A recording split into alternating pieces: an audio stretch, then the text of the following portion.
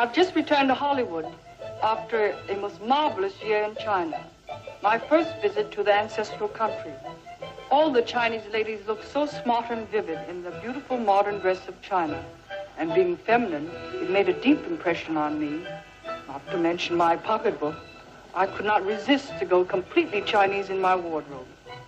Here's an afternoon dress in the famous Peking blue from the former capital, now called Beiping.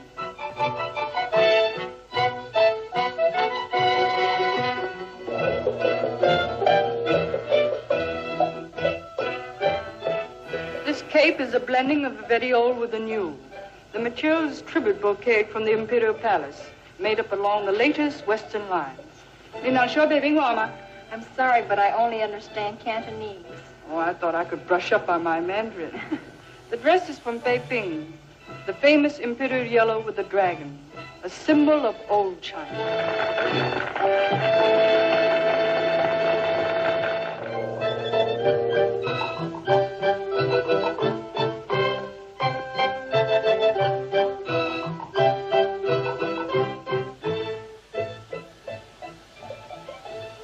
So my questions today will revolve around Chapter 4 of your book, which talks about a series of events in 1936, especially about how Anna May Wong was rejected from the lead role in The Good Earth.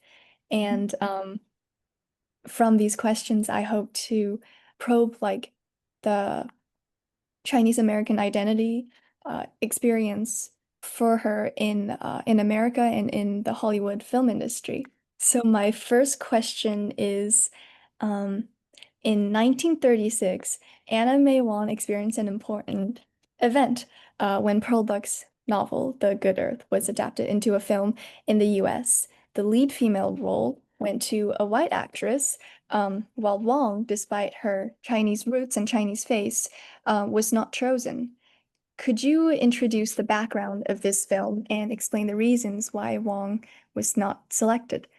Yeah, I wish I knew for sure, but it has come down film history as one of the most egregious Hollywood scandals of Anna May Wong being rejected for a role she really lobbied for seriously.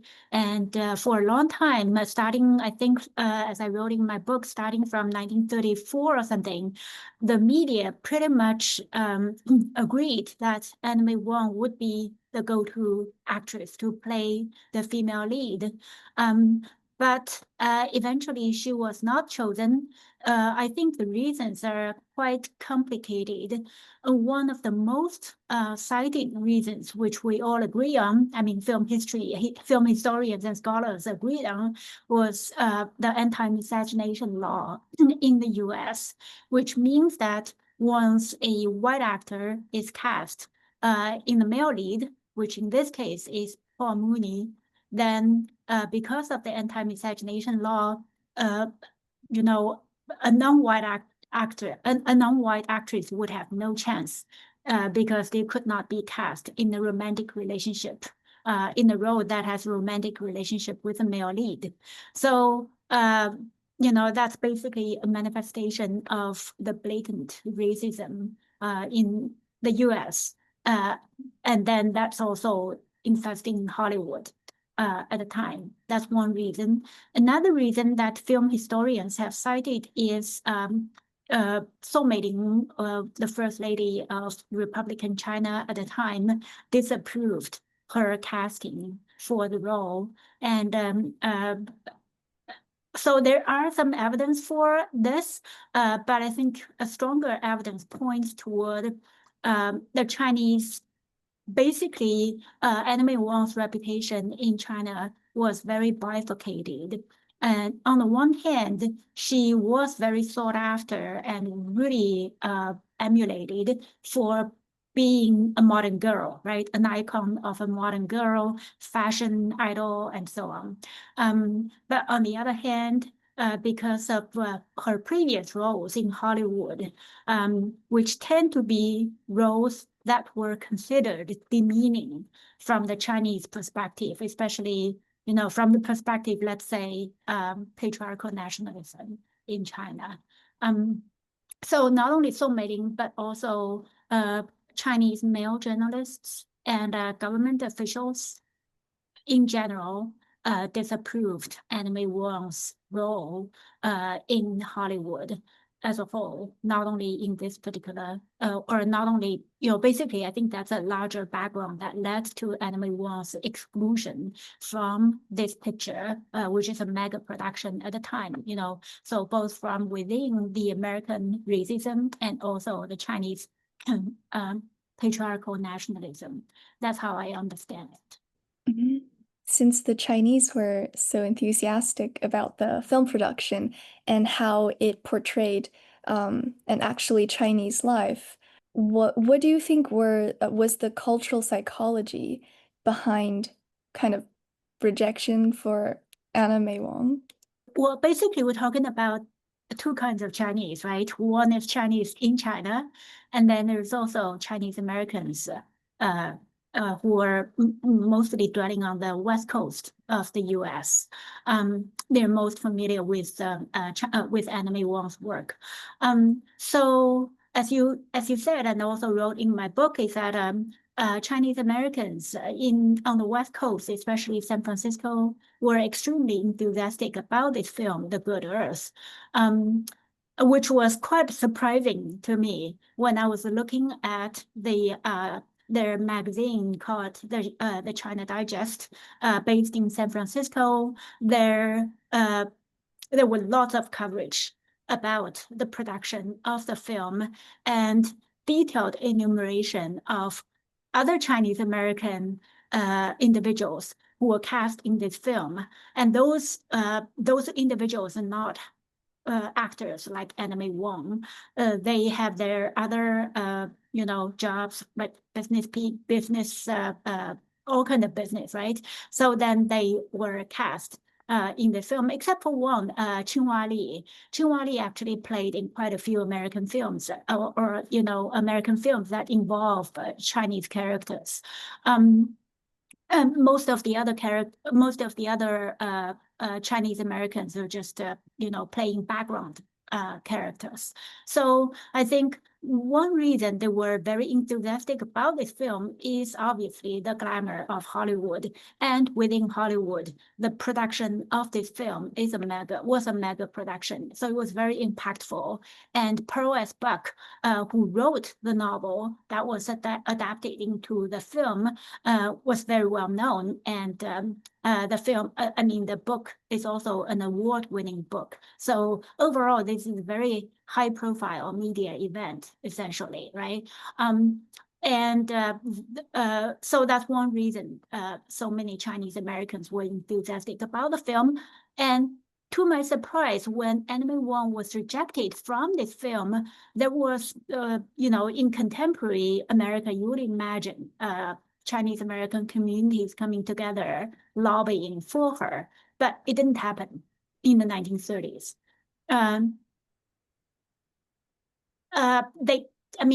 From what I see in that magazine, China Digest,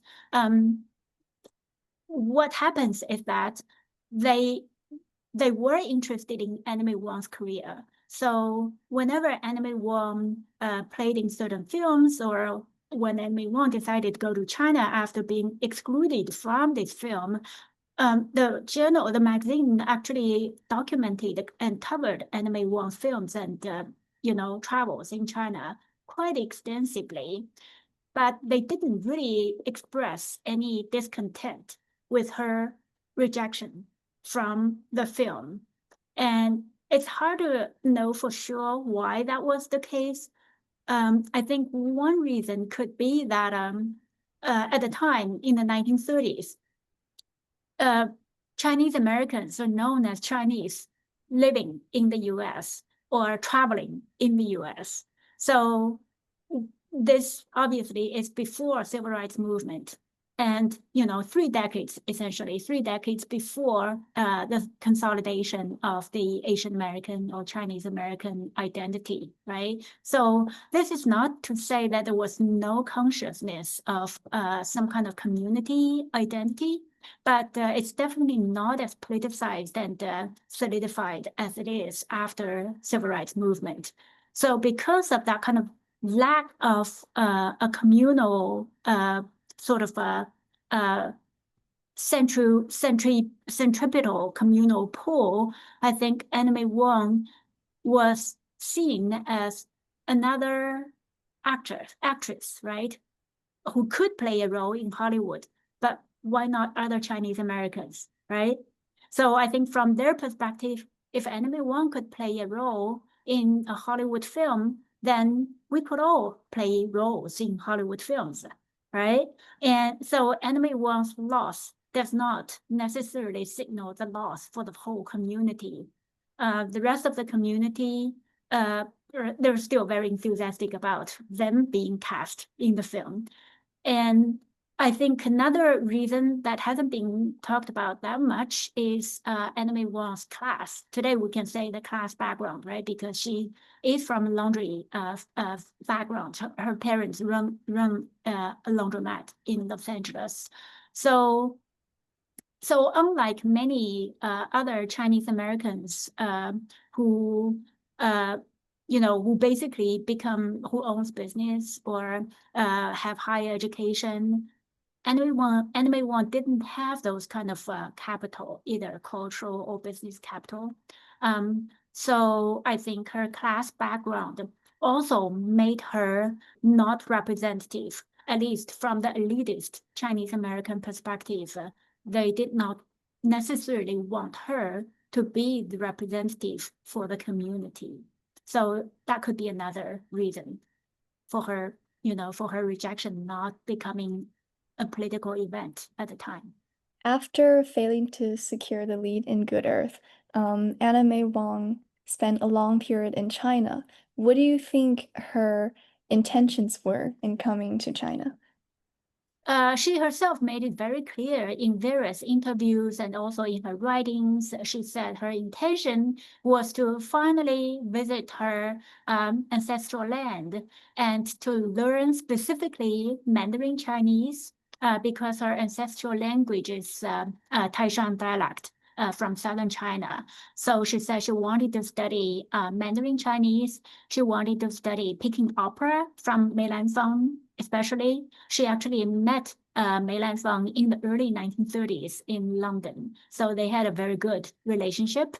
And she basically wanted to learn more about China. And I think she really prepared for it. She made footage and also had footage made about her travels in China. And she acquired, that's another thing that I forgot to talk about. The Good Earth and its reception, or it's not really reception, but basically how the Chinese government and Chinese, let's say, media workers, how they grappled with the production of the Good Earth in China, because it also has to do with Anna May Wong's visit to China.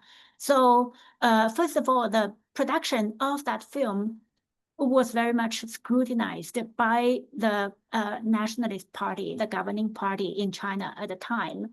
So they sent, the government sent officials to Hollywood, to MGM, to literally monitor the making of the film to make sure that it would not become another demeaning or what they see as demeaning film to China.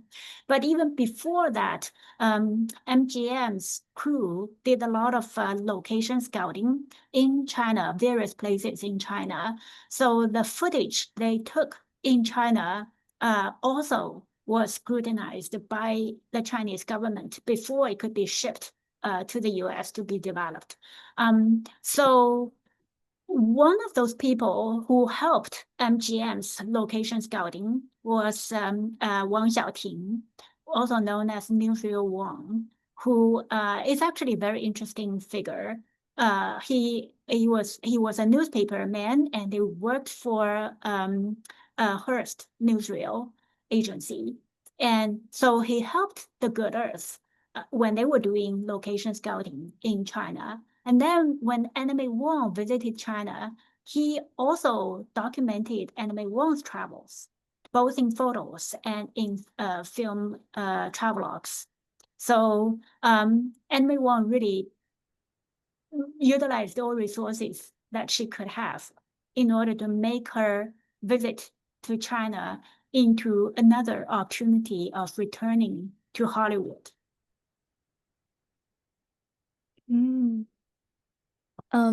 I feel like Wang's time in China was one of the most important periods in her life. Do you think she gained a deeper understanding of her Chinese identity during this time? And how did she understand like her identity?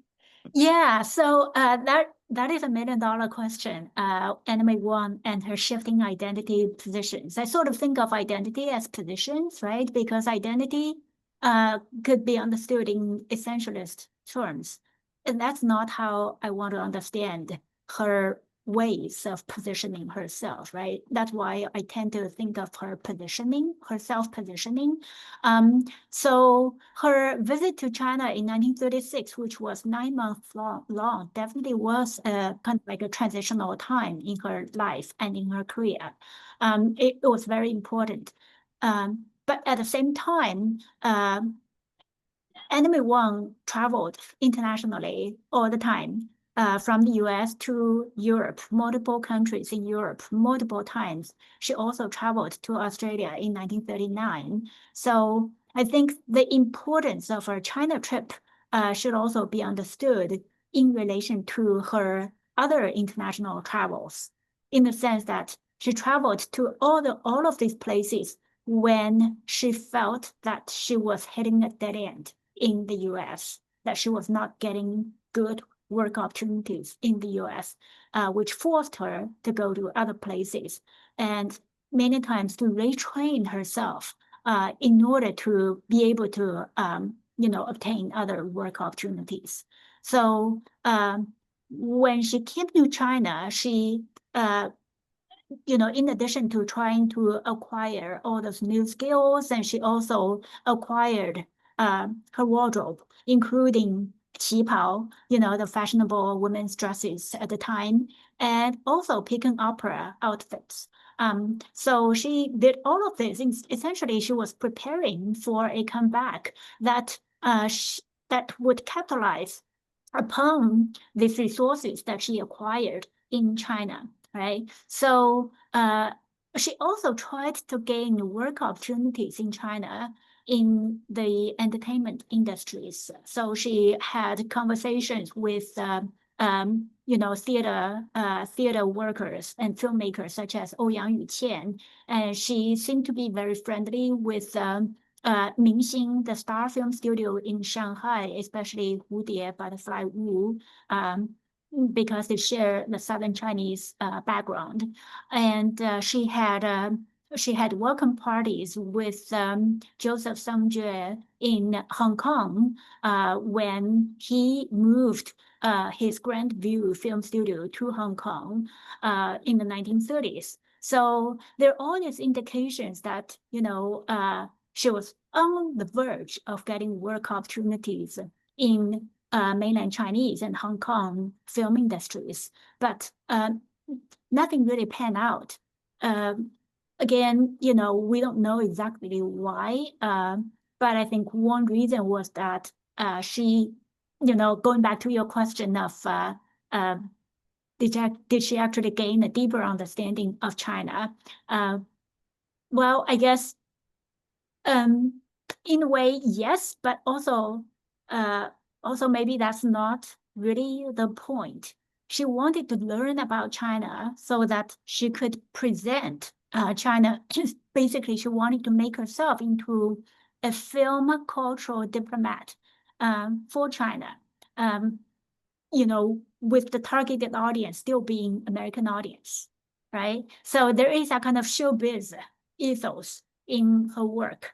It's not about learning Chinese Mandarin or learning picking opera or learning something about China in the sense of for the sake of pursuing knowledge, right? It's not about that. It's really about learning something about China so that she could present China in a way that's different from her previous work and also different from the way that Hollywood has portrayed China, right? So then that comes to the question of her identity.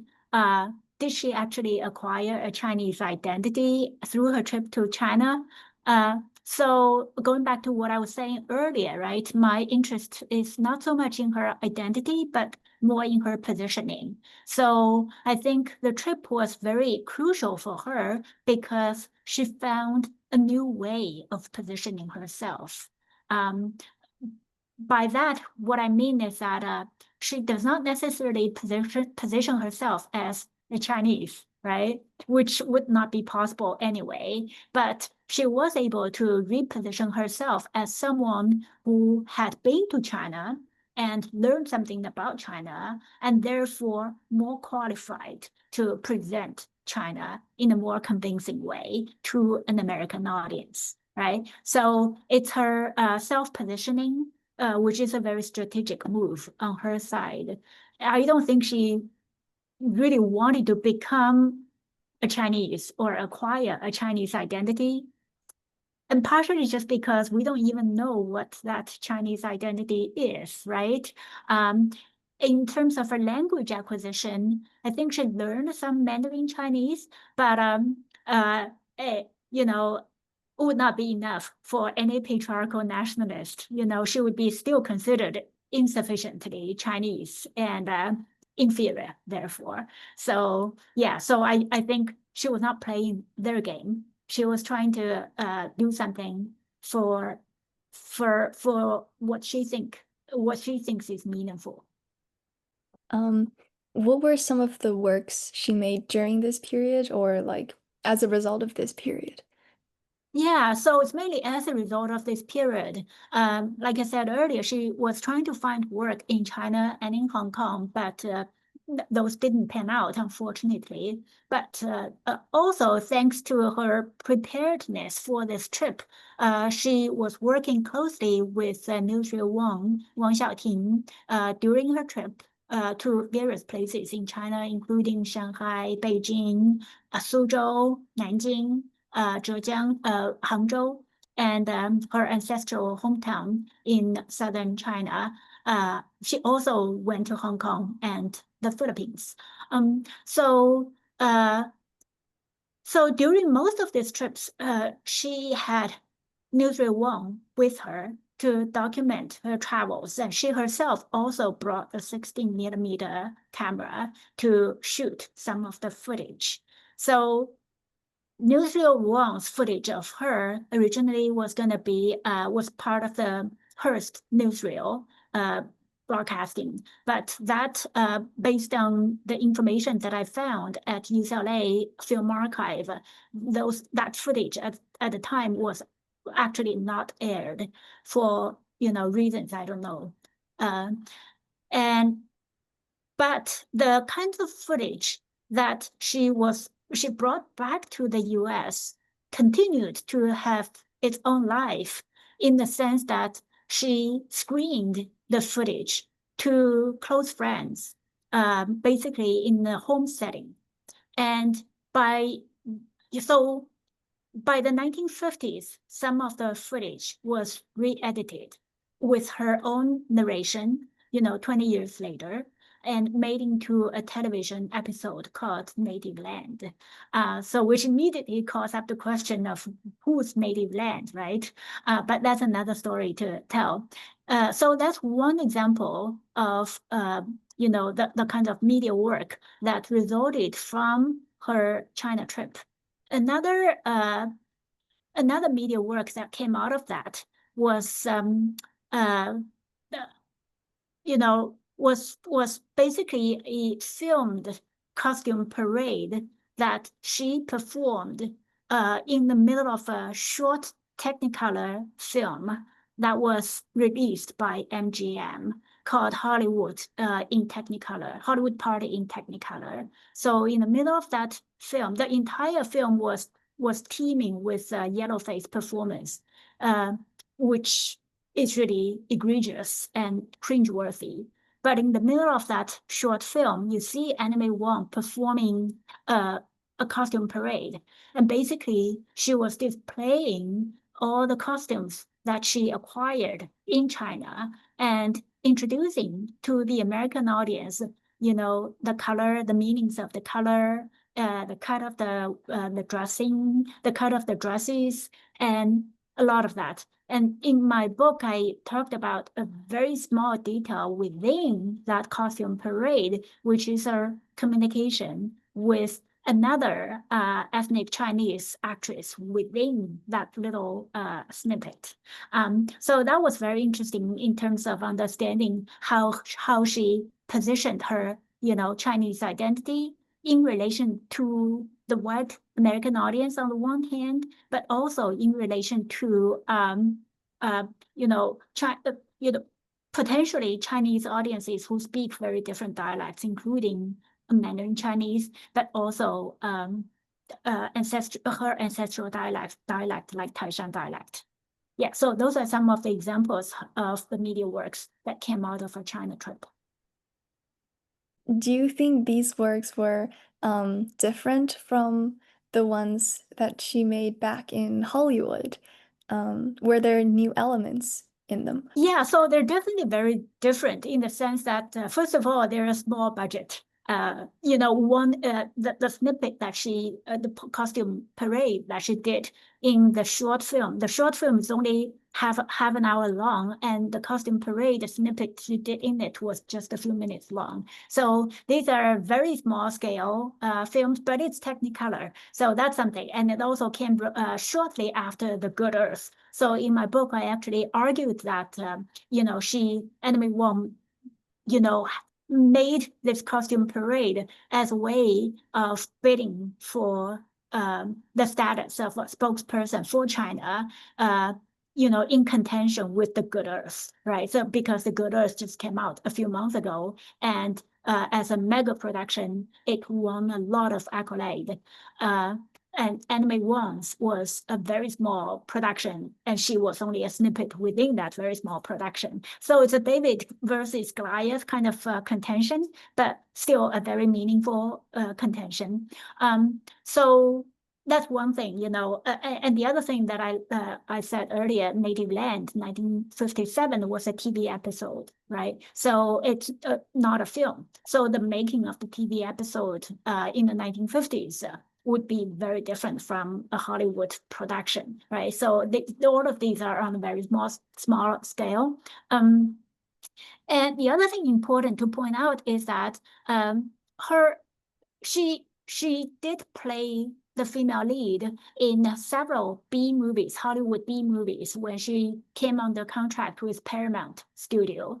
And so some of the films that she played in, for instance, Daughter from Shanghai, 1937, that was made right after her coming back from China. So in that film, she really displayed all the qipao dresses that she acquired in China. And she also played a female detective role. And she said that that was a role she designed herself. So after her China trip, I do see that she took more agency in designing her own characters and also designing her costumes and so on. So yeah, so that is a very important difference from her pre-China trip career in Hollywood. So in Anna May Wong's Chinese American identity, like in America, she was often assigned these peripheral or like slightly demeaning roles. While in China, it felt like she wasn't like Chinese enough to fit in. How do you think she navigated this kind of situation? You talked about like identity as kind of the way you position yourself. How do you think she positioned herself in this situation? Yeah, that is a very important question. And in some ways that summarizes her dilemma, right? Sort of like being neither, in the America, she had a performance career because of her looks being immediately recognizable as Chinese or at least East Asian, right? So she had a career because of that kind of niche ethnic looks or racialized looks, let's say. But at the same time, her career was also severely constrained by race-based typecasting. In China, as you said, she was seen as not Chinese enough, and as an inferior Chinese, and oftentimes was condemned for not speaking Mandarin Chinese or not dressing like Chinese or stuff like that, or playing so-called demeaning roles. So the dilemma that she had seemed to be that she was not able to make herself legible, or in my book I actually call her both hypervisible and invisible. Hypervisible in the sense that she was immediately seen as nothing but Chinese, right? Even though she was actually Chinese American, which makes her identity very ambivalent. But because of her looks, she was seen as transparently Chinese, which is not the case. And on the other hand, let me backpedal a little bit. So basically, the kind of challenges that she was facing was that on one hand, she was hyper visible in a non-productive way.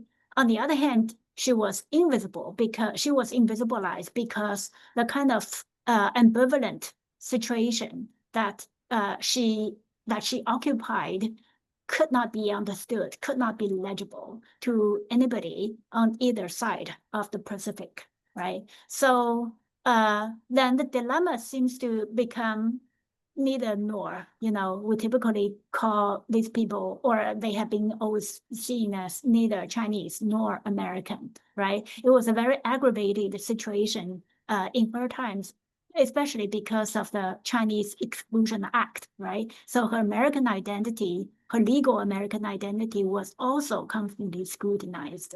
So she landed in this neither nor dilemma.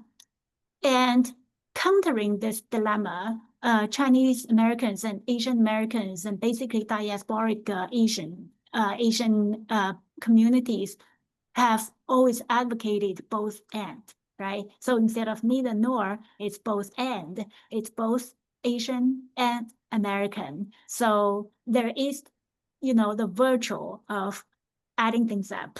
Therefore, you're more than either one rather than less than either one, right? So that's one way of thinking about the advantage of claiming Asian American, the kind of like hyphenated identity.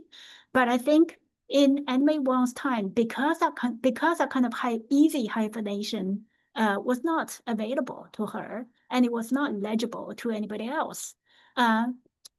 So she was in this existential neither nor situation.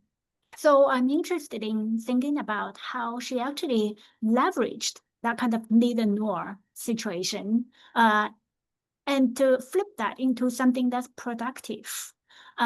So basically, the argument that I try to test in this book is that Anna May Wong's legacy rests in her opacity, right? So in other words, it's not transparency. It's not about she simply trying to become straightforward American, or she's simply trying to become straightforward Chinese. She doesn't want to offer that kind of easy transparency to anybody, right? Rather, I think, she really occupied or basically owned that kind of neither nor existential difficulty, and really couched herself in this kind of opacity so that she could play up the enigma image right? And that enigmatic image became an intrigue for her audiences. And for me, it's productive because it really challenges any kind of essentialist understanding of identities, right? It really showed that no matter whatever identity that she seems to be enacting, that enactment itself is not about becoming that identity, but rather performing that identity and at the same time keeping the distance, and there's a critical distance. So it's identity and disidentity at the same time. So that's the kind of argument that I try to put forward in the book in thinking about Anna May Wong being this opaque figure who disidentifies from any easy political, ethnic, cultural alignment, right? So that she can maintain a critical distance. Was she ever frustrated when, they assign her stereotype roles? Absolutely, yeah. I think she was. I think part of the reason for her early death was the frustration and the wear and tear that came from repeated frustration of having to accept or having to enact stereotypical roles, even though, as I argue in my book, she tried to flip those stereotypes on its head, right? So that, she could make those into something that's more complicated. But still, the bottom line is that those are stereotypes, and she had to accept those stereotypes. And at different points in her career, she had different room for leverage. But it was an uphill battle throughout her life. So yeah, frustrations left and right.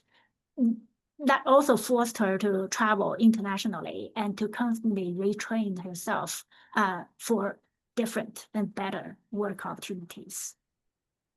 Going back to the documentary you mentioned earlier, Native Land, it wasn't broadcast until the 1960s, 20 years after it was made. What was the original purpose of this documentary, and was it accidental that it wasn't shown until that time, or were there deeper reasons behind it? Yeah. All of these are really mysteries that history has left us. I wish I could fill all the holes, but unfortunately, no. Well, first of all, when she visited China, her travels were documented as footage. They were not exactly documentaries; they were footage, basically raw footage that could be funneled into newsreel footage to be aired on the screen. Which was what Wang Xiaoting or newsreel Wang's footage was meant to be for Hearst newsreel, but that didn't happen. And I don't know why that didn't happen, but I think, it's part of the industry is that you do shoot a lot of footage, but a lot of the footage doesn't make it onto the screen, right? So then there was several strains of the footage, right? There was Wang Xiaoting's footage. There was also Anna May Wong's own footage. And then, so as I said earlier, when Anna May Wong came back to the States, she kept the footage. And then she would show the footage to her friends in the family setting, the home setting, right? So then that allowed her to keep the footage alive, basically. And then by the 1957, that was when the TV episode Native Land came out. And according to Anna May Wong herself, she was showing the footage with herself narrating live for some friends. And then that turned out well. So then the TV station basically said, well, let's basically do this for the TV show. So Anna May Wong was extremely excited because, her movie opportunities were drying up. and she was making this very difficult transition to TV. And she actually, in the early 50s, she actually had her own TV series called The Gallery of Madame Lu Song. And that was a landmark TV series because it was the first one to have an Asian woman as the leading character in it. Unfortunately, it ran only for one season and it hasn't survived. So Anna May Wong was, already doing very hard work to transition into the TV business. So she really took the opportunity of making Native Land and hoping to use that. And she herself was talking about about this episode in her letters to her friends, Calvin Vacton and his partner. They're based in New York. So she was talking to them with great excitement because she felt that she would be able to make a career, and she would also jumpstart this whole series. Native Land was a series, was part of a TV series called what was it? Bold Journey. Okay, so you mentioned Anna May Wong's class background, and as that being like part of how people look at her, and could you elaborate on that a little? Yeah, like in what terms? I mean, how has her class background affected her like appearances in the film industry and so on? Okay, so yeah, that's a really interesting question. I think in the film industry, you will see quite a lot of publicity comparing Anna May Wong to Cinderella, essentially saying that Anna May Wong goes to work on the film set, and when she's on the set, she puts on all the jewelry, the fine costumes, and all of that, sort of becomes the glamorous Cinderella. But then came midnight, she goes back home and she becomes this servant girl again, right? So she goes home, and because at the time she was still working in her father's laundromat. So she goes home, she still helps out with her father's laundromat, right? So I think the film industry's publicity really relished in exploiting Anna May Wong's working class background by comparing her to Cinderella, and there was also some sort of some interesting comments on Anna May Wong being so hardworking as a film actress. And that was because of a background in the laundromat, which was a backbreaking job. So you see some of the publicity in English that says that essentially working in Hollywood and working in the laundromat are about the same thing. They both take a lot of hard work. So that's how her class background was exploited in the film industry. I think for the patriarchal nationalist, the Chinese, her background, not only working class, but also the linguistic, cultural background from Taishan, right? Her parents and grandparents are from Taishan, and those were considered inferior to the mainstream, to the nationalist party, because they consider these people as illiterate, and these early immigrants are sort of, they do menial work, right? That's not how the nationalist party wanted China to be represented to the Western world. So her lingual, cultural, and class background both worked. They both worked against her. So, and then for Chinese Americans, especially those male business owners, I think her background is also seen as, the old immigrants, less cultivated kind of, extension. So it's not talked about that much, but I think in that kind of like, sort of disregard of her background, that itself actually says a lot about her uncomfortable position for the Chinese American community. In your view, how is the situation of contemporary Chinese American actors in Hollywood different from that of Anna May Wong's era? I think, first of all, contemporary media industry, the ecology of contemporary media industry has changed a lot, right? I mean, there's still logic that has remained, like the lack of equity, the power imbalance in the big industry. That's still very much with us, right? Me Too movement was one of the response, right, to the kind of power imbalance, especially when it comes to gender. But on the other hand, I think the ecology has also changed a lot in the sense that the technology has become very different. So in Anna May Wong's times, anybody who could make a film, a feature-length film, would have to be someone would have to be a film industry, would have to be a film studio, right? That has the manpower, literally the manpower, because women power is disregarded, and also has big capital, right? So nowadays, you do see a lot more Asian American productions, not only within the film industry, but also in television, Netflix, YouTube, right? So there is a proliferation of media platforms, and media technologies become more available and accessible to marginalized communities. So I think that means that Asian American actors or Asian American media workers have more opportunities these days in the US. I wanted to say something else about our contemporary, particularly this moment, but I'll maybe save that for another time. While writing your book, you consulted a lot of different sources and material. And during this process, what aspect of Anna May Wong's life resonated with you the most?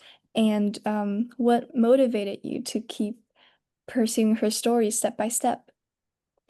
Yeah, the step-by-step is the key word, I think. When I started this project, oh gosh, I don't even remember, maybe 20 years ago, when you were still very young, or you were not even born yet. Right. So when I started this whole project, I thought, Anna May Wong was a minor player in the industry. She didn't appear in many film works, and so I could make a quick book out of her.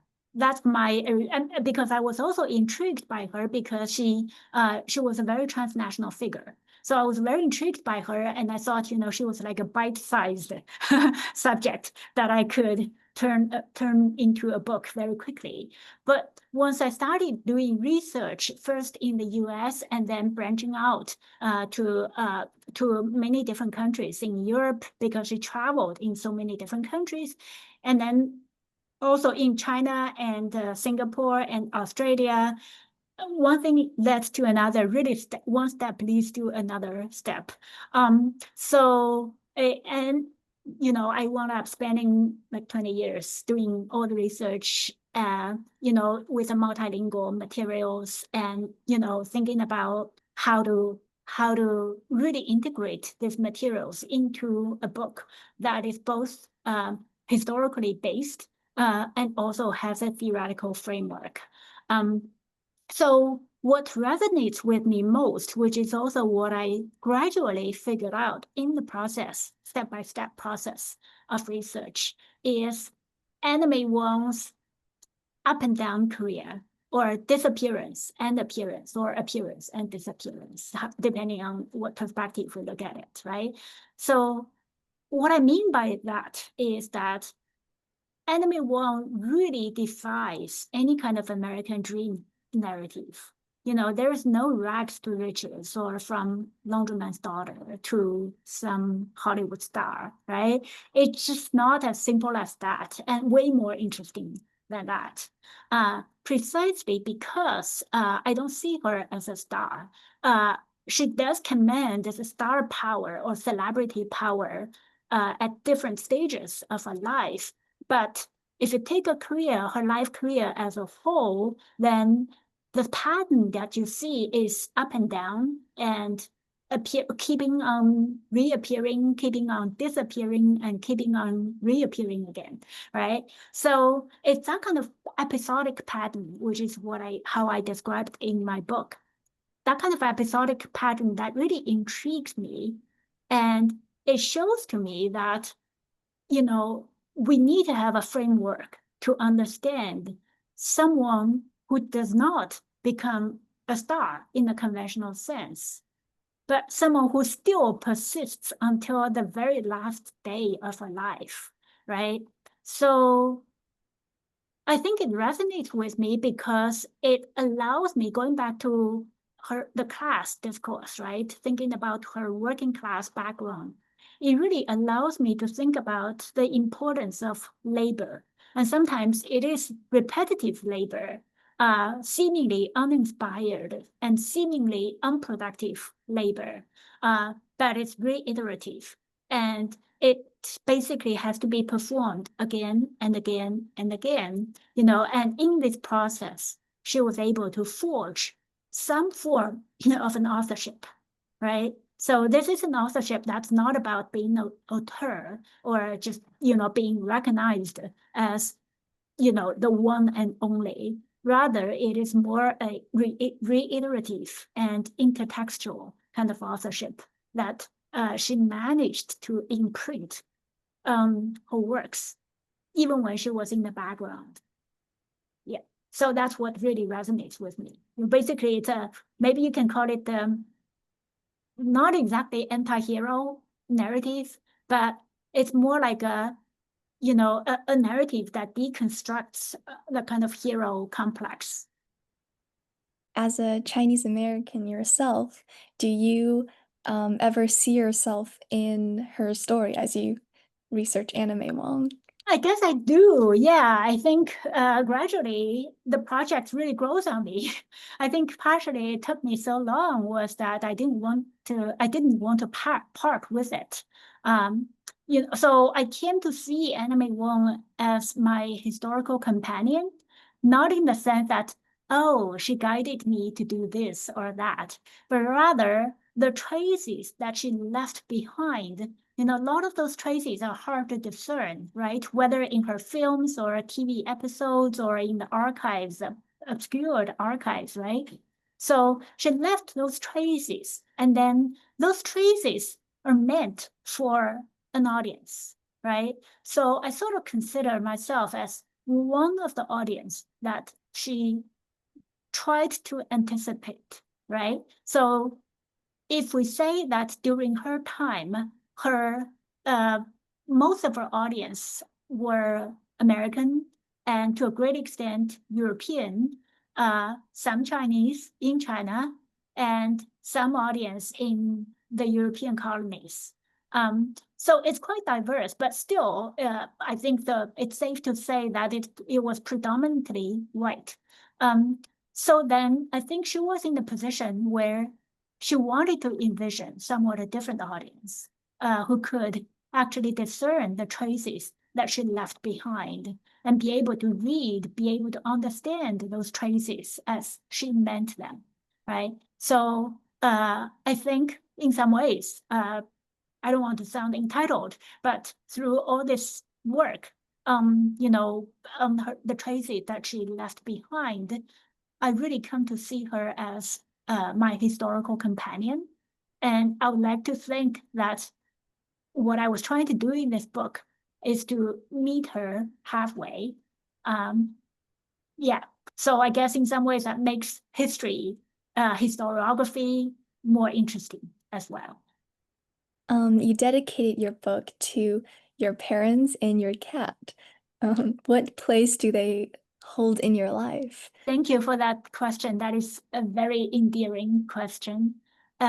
My parents, needless to say, right? I dedicate all my books to my parents because I think my books and all my work has been very much anchored in transnational work. And I myself am a transnational person. So, and I could become such a person because my parents let me go, right? So I dedicate all my books to my parents. My cat. So how do I put this? Well, one of the chapters that I wrote in the book, which I had a lot of fun writing, was Anna May Wong in the background, playing with a cat. I mean, not playing with a cat, in the background as an actress. She was a marginalized actress. And within the same film, which is a white-centered film, there was also a cat. So basically, I was analyzing how Anna May Wong works with that cat to topple this white narrative. I really had a lot of fun writing that that chapter or that particular portion in that chapter because it's something that really speaks to me as much as my cat speaks to me. I guess I'll leave it that way. Otherwise, I'll be all in tears. After publishing this book, what kind of discussion do you hope it sparks? What has been encouraging is that the book has been adopted by basically based on what I've heard, the book has been adopted for different classes in universities, like for film classes and classes on Asian American studies and classes on gender studies. So that is very heartening to know that this is about 1 year or over 1 year after the publication of the book, and it's already being read, let's say. So what kind of discussion do I want to generate? Well, one thing I think is that, going back to one of your questions, I wanted to rethink what identity is or is not, right? And can we think of a different framework for understanding this hyphenated, hard to describe, hard to categorize, and hard to be legible kinds of positions, right? That's one. The other is that this is one of the projects that I'm working on with a colleague at another university, actually in Boston. So we are working on a project that tries to rethink what Asian American film and media are. Because Asian American as an identity category acquired currency after civil rights movement, right? So Asian American film studies have typically been seen as something, after 1960s. So what we are trying to do is to think about Asian American film and media activities before 1960s. So that's, another kind of discussion I would like to continue to pursue. Could you also introduce your other research projects? Yeah. So that's one that I already talked about, thinking about rethinking Asian American film and media before 1960s. This is very much a collaborative project with Professor Denise Cole at Northeastern University in Boston. So it's an ongoing project, and I'm really excited about that. And I think it is very important to think about Asian American film and media activities, especially those activities involving women in different roles, right? Not only actresses, but also a number of other different roles before 1960s. So that's one. Another project that I'm working on, which also kind of grows from the Anna May Wong book. Like I said earlier, when Anna May Wong traveled in China, she had all this footage made, and then she continued to show the footage in the home setting, and then was able to revive the footage, had it re-edited and narrativized into this TV episode, right? So that inspired me to think about Asian American film activities beyond the theater. So basically, we can call it non-theatrical films or non-theatrical film activities, right? So so one project that I'm working on now has to do with early Asian American, or more specifically Chinese American home movies, right? Because home movies shot on 16 millimeter or 8 millimeter that started, the 16 millimeter started in the 1920s, right? And then as early as 1930s, as far as I know so far, Chinese Americans were already making home movies. And that's something that I found to be really exciting to going back to what you're talking about, Asian American or Chinese American identity, right? So when you actually come down to this everyday vernacular level, how do these people actually live their life, and how do they choose to present their lives through home movies, right? So that's going to be another historical deep dive. I think it'll take another 20 years. I think these are all of my questions for today. Thank you for taking us through Anna May Wong's journey as a Chinese American. I saw how like race and gender and class intersect in her case, and how she fought against these kind of like stereotypes or like this kind of situation to really struggle for a space within this. And it also got me thinking about the relationship between, performance, labor, and authorship. She's an actress. And I was really inspired. Thank you so much. Thank you so much. I really enjoyed the opportunity to talk to you, and especially, you as a representative of younger generation of hopefully film scholars or filmmakers, or, someone who is interested in film and media and keep working on this. So it's an extreme honor to be able to talk to someone from a younger generation. I'm so honored to talk to you as well. Great.